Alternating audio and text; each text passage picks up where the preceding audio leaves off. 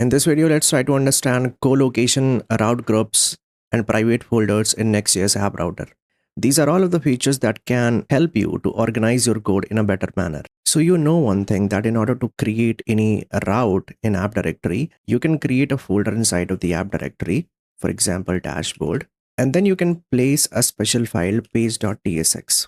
And this is going to be a default function that will simply return some JSX. So just by doing that, we make that dashboard publicly accessible, and I can access the dashboard in the browser. Now, the important thing here is that any route becomes publicly accessible only and only if it contains page.tsx file. That means if you create any other folder, for example, I don't know, maybe lib or something, and then inside of this, you create any other file, test.tsx, something like that. We add some HTML to this, and when I try to access this in the browser now, you'll see that it is not publicly accessible. And the reason for that is creating a folder inside of the app directory does not magically make a route publicly accessible. A page.tsx file should be present inside of that folder in order to make that publicly accessible.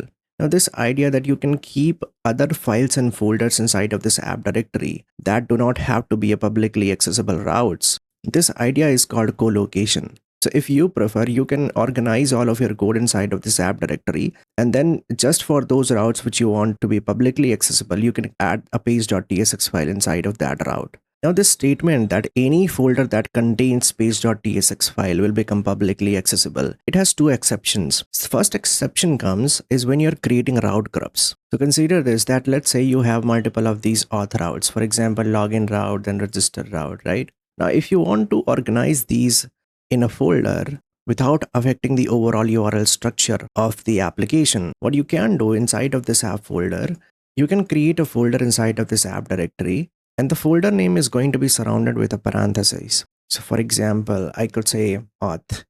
When you do something like this, you are essentially telling Next.js that you are essentially creating a route group, and these route groups do not map to a route segment. I can move these inside of this auth folder that I have created.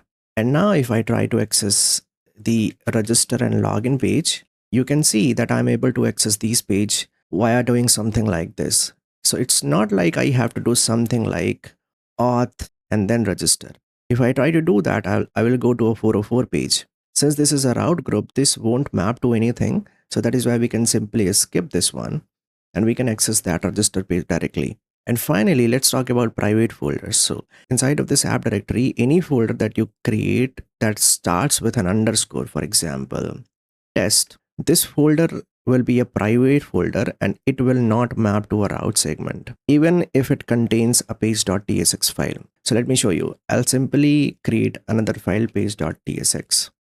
If I try to access this in the browser, you'll see that we are going to a 404 page. And the reason for that is any folder that starts with an underscore becomes a private folder.